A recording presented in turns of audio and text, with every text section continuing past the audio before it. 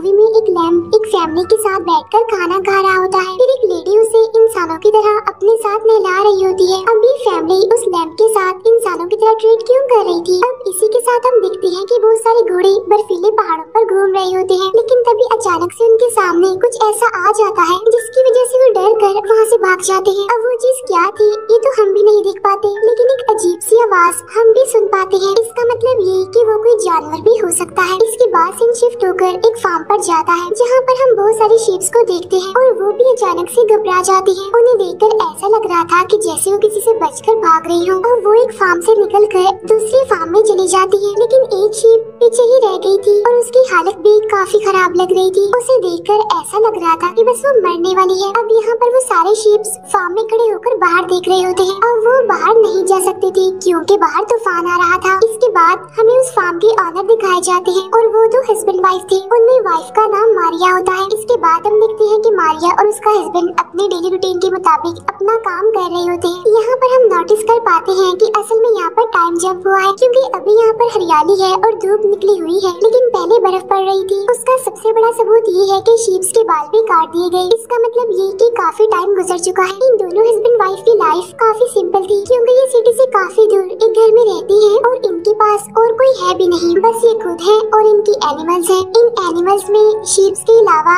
उनका एक डॉग था और एक बिल्ली थी। अब यहाँ पर उनकी शीप्स बर्थ दे रही थी जिसमें मारिया उनकी हेल्प कर रही होती है। खाना खाते टाइम मारिया का हस्बैंड न्यूज़पेपर पढ़ रहा होता है जिसमें लिखा हुआ था कि टाइम ट्रेवल पॉसिबल है, जिस पर मारिया कहती है कि इसका मतलब है कि जल्दी प्रैक्टिकल भी हो जाएगा। यहाँ पर हम नोटिस करते हैं कि इन दोनों हस्बैंड वाइफ के बीच काफी गैप है। ये किसी मैरिड कपल की तरह तो बिल्कुल भी नहीं रहते, एक दूसरे से ज्यादा बात भी नहीं करते, हंसना तो बहुत दूर की बात है और सोते भी एक दूसरे से अलग अलग हैं। इसकी वजह ये है कि इनकी एक बेटी होने वाली थी जिसका नाम इन्होंने आडा रखना था, लेकिन वो बच्ची पैदा होते ही मर गई और तभी से इन दोनों के बीच गैप आ गया क्योंकि एक तो उनकी लाइफ पहले ही सैड थी और एक खुशी जो आने वाली थी वो दुख में बदल गई। अब जो नए लैम्प्स होते हैं उनकी ये लोग मार्किंग कर रहे थे जो कि हर साल हुआ करती थी। तब मारिया कहती है कि ये साल सबसे अच्छा रहा है क्योंकि इस साल सबसे ज्यादा लैम्प्स पैदा हुए हैं। और जब ये दोनों बात कर रही थी तो उनका डॉग भौंकने लगता है क्योंकि उस टाइम एक शीप बर्थ दे रही थी, इसीलिए मारिया उसकी हेल्प करती है और शीप का जो बच्चा पैदा हुआ था उसे देखकर ये लोग काफी हैरान, काफी परेशान और काफी घबराए हुए थे क्योंकि शीप का वो बच्चा इन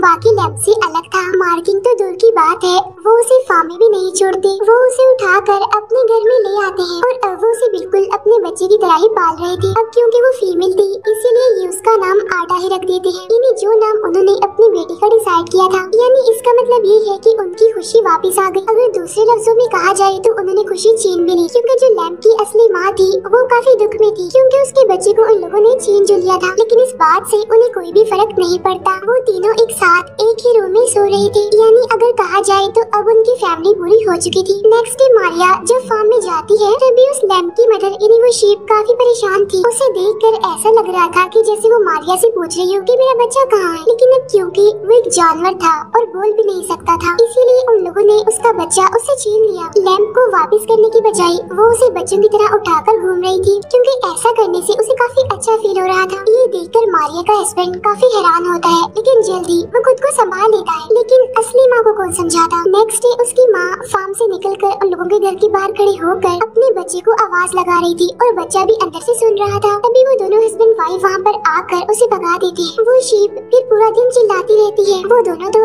ऐसे हो गई थी जैसे उन्हें कुछ सुनाई ही न दे रहा हो। एक दिन मारिया ट्रैक्टर लेकर निकल जाती है और उसका हस्बैंड भी अपने काम में लग जाता है, लेकिन जाते जाते वो घर का दरवाजा बंद करना भूल गया था और काफी देर गुजर जाने के बाद जब वो घर वापस आते हैं तो उन्हें घर में आडा नहीं मिला। वो दोनों काफी परेशान होने लगते हैं और उसे ढूंढने लगते हैं, लेकिन फिर भी उसका कुछ पता नहीं चलता।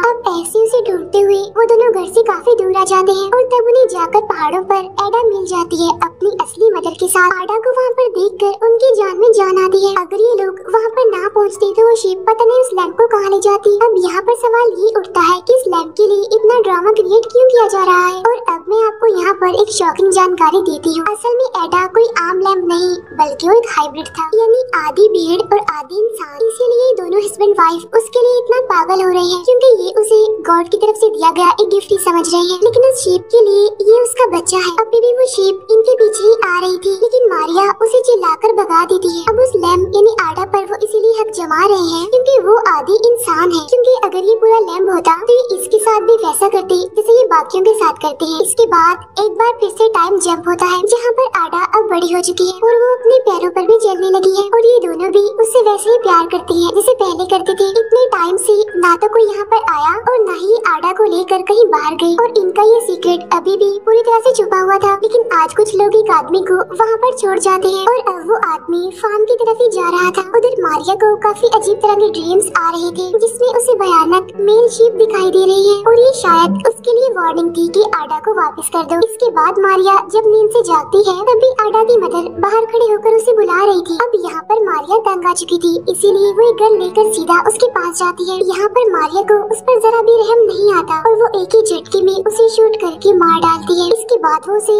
घसीट कर ले जाती है और एक जगह पर ले जाकर दफना देती है। अब यहाँ पर मारिया सोच रही थी कि लैम्प की माँ को मार कर वो उस बच्चे की हकदार बन गई, यानी अब उन्हें परेशान करने वाला कोई भी नहीं, ऐसा उसे लग रहा था। लेकिन वही आदमी यहाँ तक पहुँच जाता है और वो मारिया को ऐसा करता हुआ देख लेता है और यहाँ पर हमें पता चलता है कि इस आदमी का नाम पीटर है और रात वो वहीं पर ही गुजारता है और सुबह होने पर हमें पता चलता है कि वो आदमी असल में मारिया के हस्बैंड का भाई है। इसके बाद वो सब साथ मिलकर ब्रेकफास्ट करने लगते हैं। तभी वहाँ पर आडा भी आ जाती है और उसे देखकर पीटर काफी हैरान और काफी परेशान होता है। वो कुछ भी समझ नहीं पाता कि आखिर यहाँ पर चल क्या रहा है। यहाँ पर हम देखते हैं कि आडा का एक हाथ इंसानों जैसा है और एक हाथ शेप जैसा। इसके बाद मारिया और आडा नकली माँ बेटी बनकर नहा रहे थे और पीटर उनको छुप कर देख रहा था। आडा को देखकर तो वो हैरान था ही, लेकिन इससे भी ज्यादा हैरान वो इस बात से हो रहा था कि आखिर वो दोनों उसके साथ ऐसे बिहेव क्यों कर रहे हैं। वो तो आडा को ऐसे समझ रही है जिसे वो सच में इनकी बेटी हो। तब तंग आकर वो अपने भाई यानी मारिया के हस्बैंड से इस बारे में पूछता है कि ये सब कुछ यहाँ पर क्या चल रहा है। तब मारिया का हस्बैंड उसे सिर्फ एक ही जवाब देता है, हैप्पीनेस गॉड। वो ये भी कहता है कि तुम जब तक चाहो हमारे साथ यहाँ पर रह सकते हो, लेकिन हमारी जिंदगी से दूर रहना, हमारी लाइफ में किसी भी किस्म का इंटरफेयर मत करना। फिर पीटर उसकी बात मान लेता है। वो उन दोनों के साथ काम करवाता था और उनकी फैमिली का ही पार्ट बनता जा रहा था, लेकिन आडा को एक्सेप्ट करना उसके लिए मुश्किल था। यहाँ पर हम देखते हैं कि वो मारिया से बात करने की काफी कोशिश करता है, लेकिन मारिया उसे सीधे मुंह बात नहीं करती। वो मारिया को कहता है कि आडा एक जानवर है न कि इंसान। तब ये बात मारिया को काफी बुरी लगती है। यहाँ पर एडा भी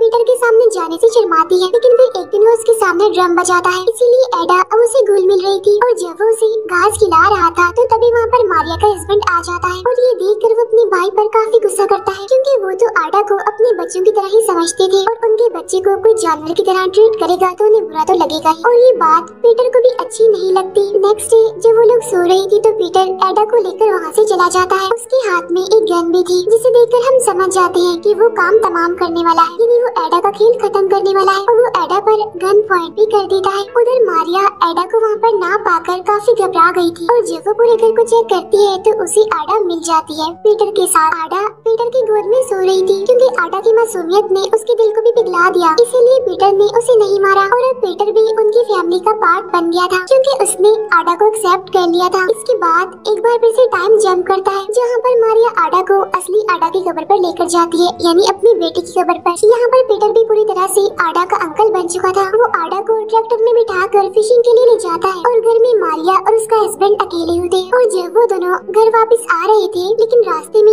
उनका ट्रैक्टर खराब हो जाता है, इसीलिए वो ट्रैक्टर को वहीं पर छोड़कर पैदल ही घर आ जाते हैं। वो सभी साथ में बैठकर टीवी देख रहे होते हैं। इस टाइम वो तीनों ही शराब की नशे में थे। इनके नाच गाने से परेशान होकर आडा घर से बाहर चली जाती है और बाहर इनका डॉग आडा को ही घूर रहा था। उसे देखकर आडा भी काफी डर जाती है और जब डॉग उसकी तरफ भागता है तो आडा जल्दी से भागकर शेड में चली जाती है। वो मिरर में अपना फेस देखती है, जो कि उसके पेरेंट्स के साथ बिल्कुल भी नहीं मिलता।